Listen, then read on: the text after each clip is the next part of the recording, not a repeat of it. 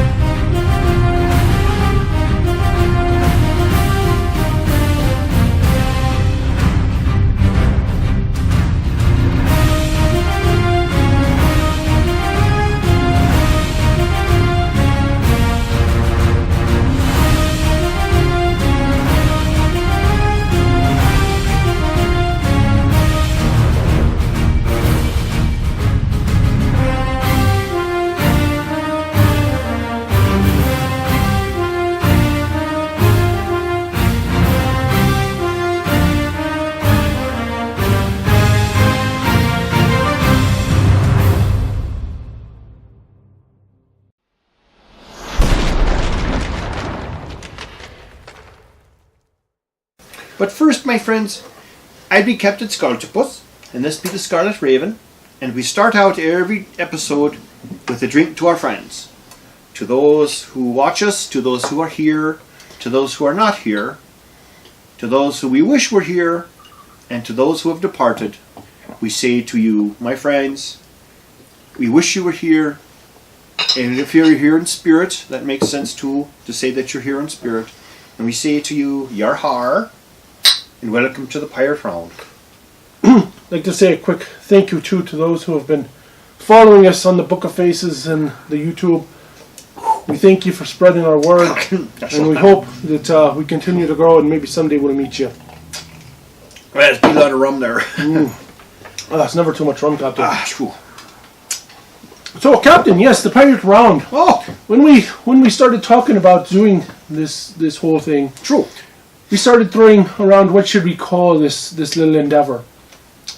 And the captain here came up with the Pyrate Round because initially we thought we were going to do nothing but rum reviews. Now, we decided that there's more to piracy than rum.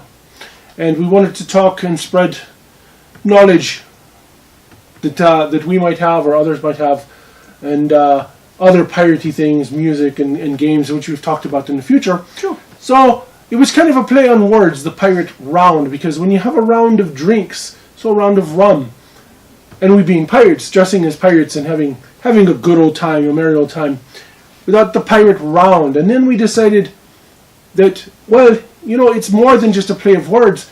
It was actually a thing that the pirates did. Oh, that's true. Traveling from one side of the eastern, north, and the Caribbean, South America, across the Atlantic into Africa, along the Cape of Good Hope, into the Indian Ocean, past Madagascar, true, and up into the Indian Ocean to sack the Mughal ships. Yeah.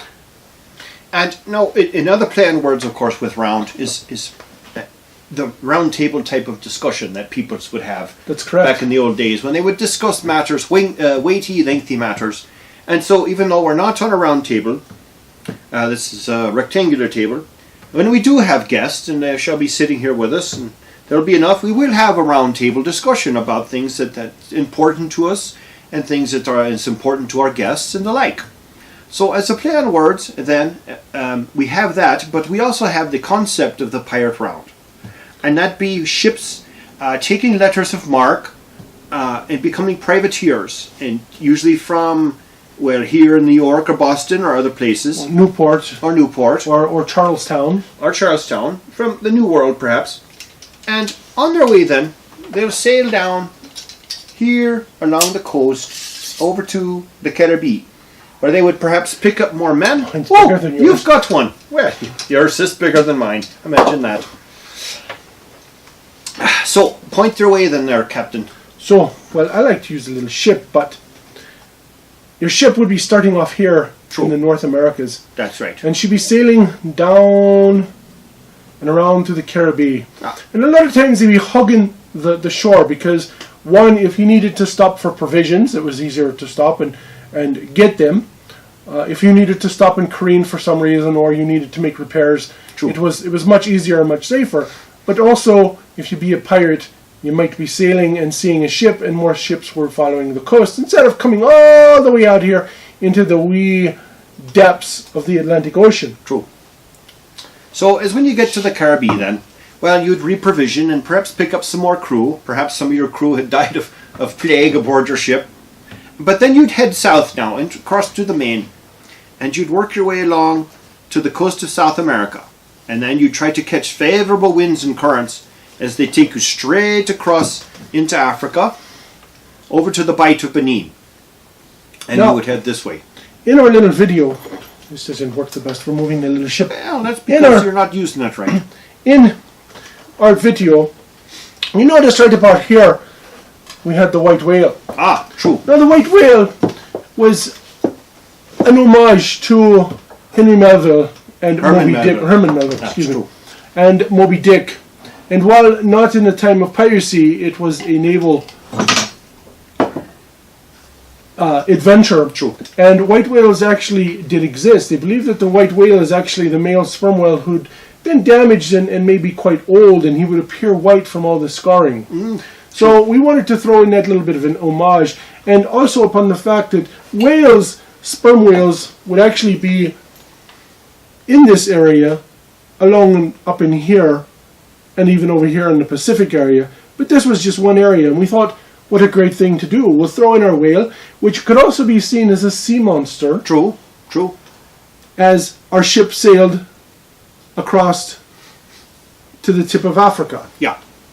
And now, as you're making your way then there, across the part of Africa, it's another place then to perhaps pick up supplies at the castles along the African coast, the coast castles, and making their way then south, pick up supplies and perhaps even some more crew, or perhaps some stranded crew. Or taking other ships. And taking other ships and getting a bit of information. And then you go around the Cape of Africa, and then you head yourself then into the Indian Ocean. That's the point of no return. And then up to the pirate's paradise of Madagascar. Now, at Madagascar again, it's time there to pick up more crew, perhaps. Maybe some more of your crew has died of plague, or mutinied, or left. And either fix your ship in Korean, or take upon supplies, as cannon, shot and balls. Get rumors and stories. And powder. And get a bit of information, perhaps, from the people there. And say, well, now, we're all provisioned, we're ready to go, we're going to sail up in the Indian Ocean and trying to find the Mogul fleet. Now, the Mogul fleet would come, typically there from India, and it'd be making its way into the Red Sea, on its way, carrying pilgrims and lots of wealth on their way to Mecca. Now this here is not really a Mogul ship, but it's nice and big and is a good representation of a good Mogul Yes, ship. the Mogul ships were quite large, and they carried quite a few passengers, pilgrims on their way, lots of gold, lots of exotic things, spices and silks and cloths and various artifacts and things that people were taking on their pilgrimage. And they would take these things so that they could offer them on pilgrimage and spend their time there, and then transfer wealth back and forth across this part in the trades. Now, you'd be having a letter of marque, and what you do then, come across there,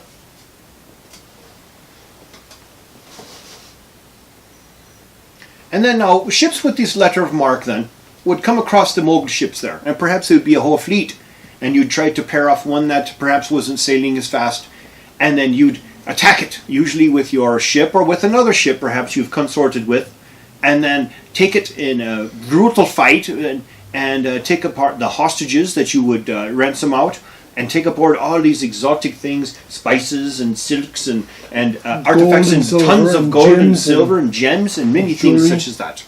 Now, there were a couple of pirates who really know it. There was Thomas Tew. Thomas Tew is correct. There was Henry Avery. Henry Avery, yes.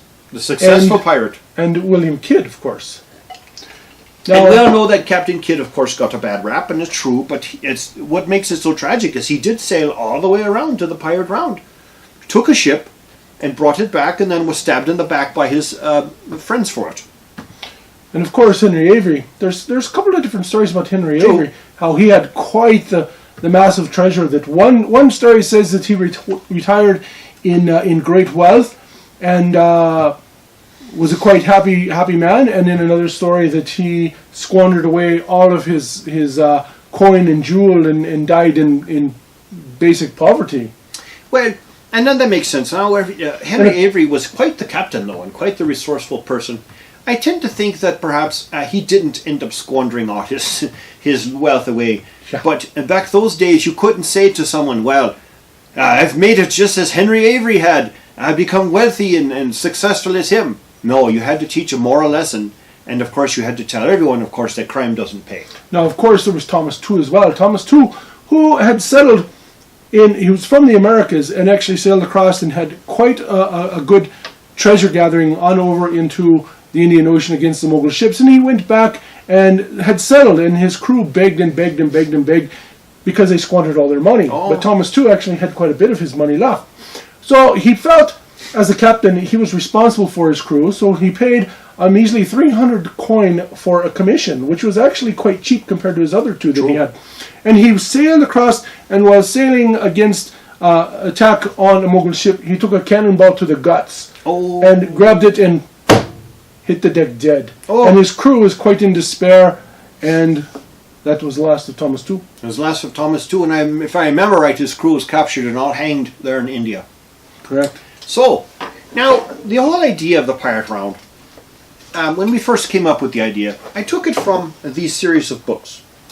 And we like to talk about books here on the Pirate Round because we love our stories so much. And this, of course, this series of books is written by James L. Nelson. And these are The Blackbirder. It's called The Guard Ship is the first one. I'm going to get these straightened out. The Guard Ship is the first one. It's a trilogy, of course. It's a very good book. Next comes The Blackbirder. And after that comes The Pirate Round. Now, what got us started in these James Nelson books was myself reading The Only Life That Mattered by James Nelson, who wrote the story of Calico Jack, Anne, and Mary, which is quite a good story. Excellent. And we decided, the captain here actually decided to do a little research, and he found these books. And there are three very good fiction books that talk about piracy. It has a little bit of a sad tale in some of it, but it's all pretty good. And even in one of the books, there's his wife is part of the crew, and so you for our female followers, it would be a good adventure for you to read. More male-centered, but she is in there and she does play a part in the books. True. And so, book one, The Guard Ship, is about a colonial gentleman. Thomas Mallory, I believe is his name. True. I believe it's so. He then takes control of a guard ship, which is, of course, a ship that colonial governors would have off their coasts to protect their coastlines from pirates. And there's many adventures there, and he has a sea battle and such. And that story then concludes with him moving on to The Blackbirder, where he runs across a slave ship, and what to do with the crew if you've got former slaves upon your ship crew, like we do here at the Pirate Round. And what to do when you come across a slave ship. Well, in those days, slaves, of course, were considered property and commodities. Or do you take them in your crew, or do you release them all? Well, it's a moral quandary. Luckily, a moral quandary we've never had any problem with, because we do not believe in slavery here. We believe in total equality. Total equality and freedom. Then, we come here to the book The Pirate Round. And this book then is about the journey over to Africa and all the way around, as Thomas Mallory, the character, then tries to redeem himself and make his fortune by capturing a ship under letters of marque over in the Indian Ocean and coming back to save his plantation and his wife from the cruel depredations of peoples there in the colonies. So, there you have it. We talked with, it's a trilogy written by James L. Nelson. I would say now, if you're interested in all in these books, you would get them as soon as you can. I don't know if they're still in print. I did see them in the Amazon. Well, in the Amazonians might have it, but folks, support this great author, buy his books. He's written many other books who are wonderful. many books about fighting ages of sail, Civil War, Revolutionary War. He's written books about the Viking era. War of 1812, I believe. Yes, and many other things. So the trilogy is by James L. Nelson, The Guard Ship, The Blackbirder, and The Pirate Round. Now, we'll continue with our Pirate Round here, and as our ship has taken the Mogul ship and either burned it or let it go, he makes his way back all the way down, back to Madagascar, stopping. Perhaps to blow off some steam with the local ladies, or men. Or men, whatever it be. And as he makes his way around again to the Cape, Good Hope, and in our video, you notice right about here, our little ship should be attacked by a sea monster. Well, that'd be the Kraken. Now, the Kraken is kind of an homage in many ways to many things in piracy. You have the death throes of the terror squid. From you Elstorm. have Leviathan, also Elstorm. But it also is an homage to the Pirates of the Caribbean movies. True. And the Kraken that attacks the ships, controlled by Davy Jones. Mm-hmm. And as our little ship fought its freedom from the Kraken, he makes its way up. And a lot of times, starting about here is where the hurricanes, the storms, will start to come and create themselves. That's right, that's right. You know, they'll boil themselves off the coast of Africa, a big hot spot of weather, and it'll make its way west along the winds. And of course, once it gets upon the ocean, it'll start growing larger and larger. You know, and I love meteorology, and I love maps and geology and geography. And I look at that, and I couldn't resist the idea of us to have a big giant storm to head its way west back into the Caribbean, as many storms would. You know, because weather like that has played quite a bit important part in history. You know, many galleons and treasure ships, of course, were wrecked during bad storms. And Sam Bellamy. Yeah, it's true. Sam Bellamy he was wrecked in a bad storm. Lost the Wida up on the northern coast of America. That's true. All the treasure fleets that were lost in the Caribbean. I read the other day there was like 650 Spanish ships lost from the time of the New World until I think it was around the 1920s or so. My goodness. But that's a lot of ships. That's a lot of treasure. ships. A lot of ships. As our ship makes its way across here, back to the Caribbean, he runs out of the storm, survives, and continues his little journey up along the coast of North America, back home to either Boston, New York, or Newport. And he's given a salute by the cannon. As he comes back, you'll see from our short film that he's given a salute from the cannon in success of his journey, or her journey. And they make their way back to Boston or New York to accolades and sharing the wealth and riches and prosperity. And that'd be the Pirate Round, friends. So, at this time, we want to thank you for watching again. We hope you enjoyed. And I'd like to say to you, thank you for supporting us. And now you know more about our concepts and our philosophy and our ideas in the Pirate Round. And I say to you, friends, thank you for supporting us through our endeavors. And remember now, if you be a pirate, you never have to take shite from no one, because no pirate would ever take shite from no one. And always be true to yourself, because I'll tell you what right now, you're never going to be true to anyone else if you can never be true to yourself. And I say to you now, from myself, Captain Skultopus, and from the Scarlet Raven, we say to you, thank you for watching. Yar har, and smooth sailing.